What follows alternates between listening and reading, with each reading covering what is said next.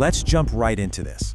We're looking at a real-world case study today that completely redefines the concept of identity theft. It started as a simple missing persons report, but man, it unraveled into a profound technological and psychological nightmare. This explainer is going to take you step by step through a massive investigation where the single most damning piece of evidence was something that quite literally did not exist. To really understand how wild this gets, we have to look at the exact timeline on the night Elena vanished. Her husband, Thomas, called 911 at 10:26 p.m., just in absolute terror.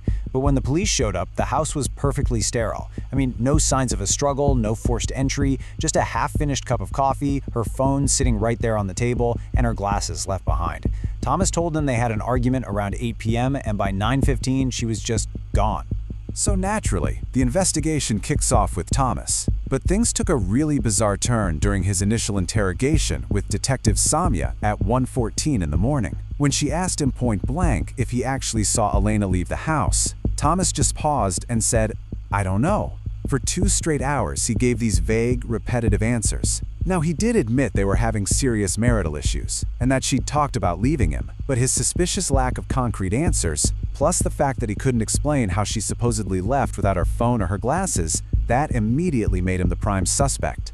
Right, so it looks like a standard domestic dispute. Well, that narrative shattered completely at 3:48 a.m. Investigators received a mysterious email sent from an anonymous account directly to the precinct, and attached to it was a single audio file with a super unsettling name. Listen_before_you_trust_him.wave. This right here, this is the exact moment the case mutated from a standard missing persons inquiry into something completely unprecedented. Just put yourself in that interrogation room for a second. Imagine the dead silence when Detective Samia slid a pair of headphones over to Thomas and played that haunting tape. After a few seconds of static, Elena's voice comes through. She's whispering, and she says, "If I go missing, do not trust my husband. He knows what I found." The whole room just went completely still. The reaction was instant. After hearing the tape, Thomas closed his eyes and totally broke down. He stopped denying it. He straight up confessed to murdering Elena in a fit of rage. He even led the police out to a burial site at this old abandoned reservoir outside the city. But when the forensic teams actually dug up the earth, absolutely nothing was there. No body, no evidence, just a totally distraught Thomas, clutching his head, swearing up and down that he didn't know where she was. So now investigators are scratching their heads. They realize Thomas might have confessed to a murder he couldn't actually remember committing. So they sent that anonymous audio file out for rigorous forensic testing. And the very next day, the report drops an absolute bombshell. That voice on the tape, it wasn't Elena. It was entirely synthetic. In a split second, this investigation shifted away from a physical crime scene and turned into a terrifying, highly sophisticated cybercrime. Here's the fascinating part. To the naked human ear, that recording was literally indistinguishable from Elena. But put it under a forensic audio spectrograph and the truth is glaringly obvious. You see, human speech has natural breathing patterns, right? Little organic vocal tremors.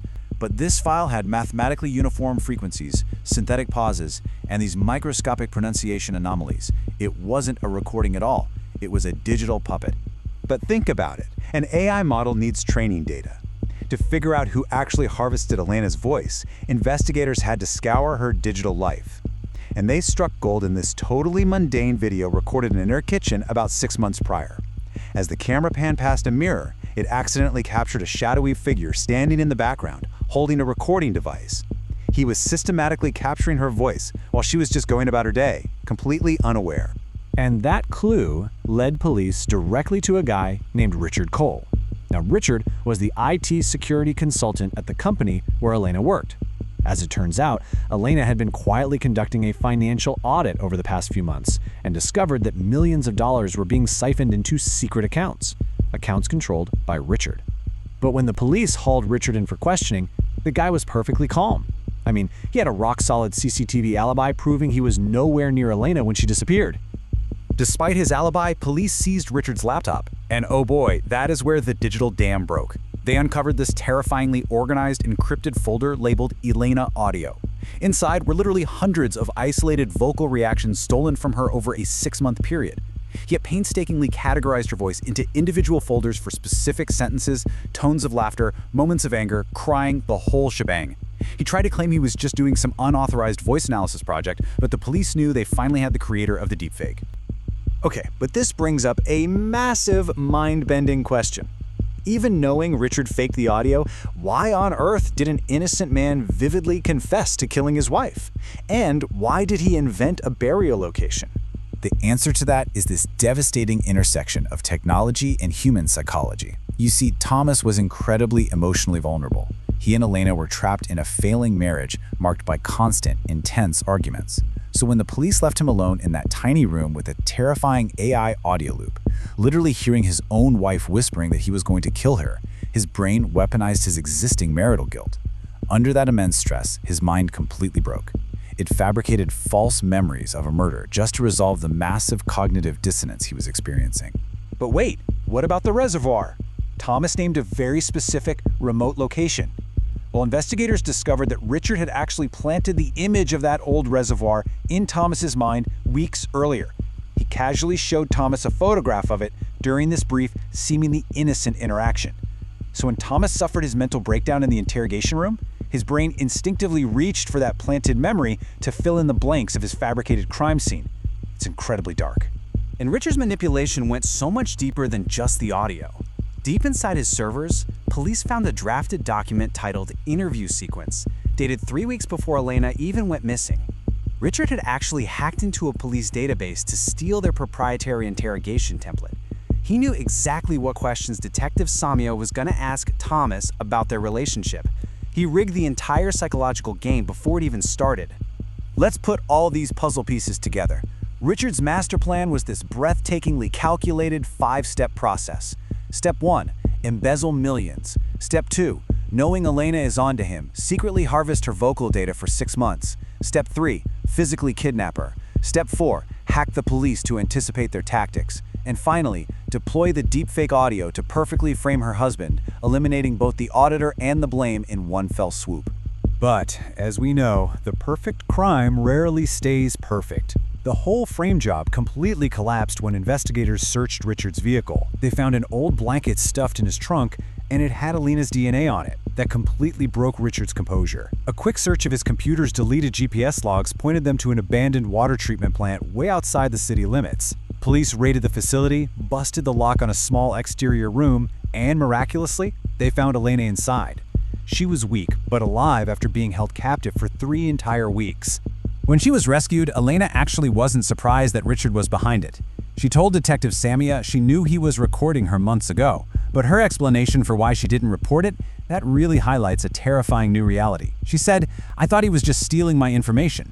I didn't realize he was stealing my voice." This is a stark reminder for all of us. Digital identity theft has evolved way beyond swiping passwords and credit card numbers. Our very biometrics are now a canvas for malicious actors. 11. That is the number of seconds the deepfake audio clip lasted. Just 11 seconds. Ultimately, that incredibly brief clip was all it took to completely break a man's mind and trick seasoned homicide detectives. And here is the truly terrifying part. While Richard spent 6 months harvesting data to pull this off, today's off-the-shelf AI tools, they can clone your voice with just 3 seconds of audio. It's wild how little synthetic data is required to totally rewrite reality. In the end, Thomas was fully cleared of all charges, while Richard faced trial for kidnapping, fraud, and tampering with evidence. During the final sentencing, the presiding judge played that 11-second recording to the courtroom one last time. And as the synthetic echo of Elena faded out, the judge left the room with a really profound warning about the nature of truth in our modern era. He said, "A voice can belong to a human, but its meaning isn't always true." Leaving the courthouse, reporters asked Elena if she could ever trust her husband again, given how quickly his mind turned against him. She hesitated and admitted she just didn't know. But her haunting final thought is what I really want to leave you with today. She's survived, yes, but she is now intensely aware of the danger out there. It leaves us all with an urgent question, as we navigate a world where hearing is no longer believing. Your voice is out there. Can you say for certain it won't be used against you?